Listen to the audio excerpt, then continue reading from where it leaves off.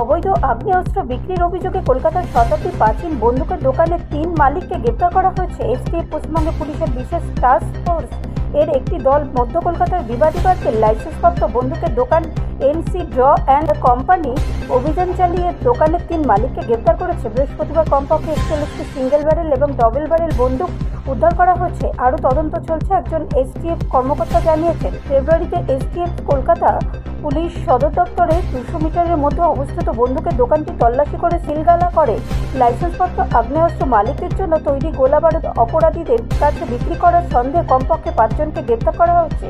দ্বিতীয় একজন কর্মকর্তা বলেছেন যে তদন্তে দেখা গেছে যে দোকান থেকে অবৈধভাবে প্রাপ্ত আগ্নেয়াস্ত্র বেশি দামে বিক্রি করা হয়েছিল। অভিযানের সময় জব্দ করা 41টি আগ্নেয়াস্ত্রের কোনো সরকারি নথি ছিল না। ব্যুরো রিপোর্ট, রাষ্ট্রীয় প্রসার বাংলা।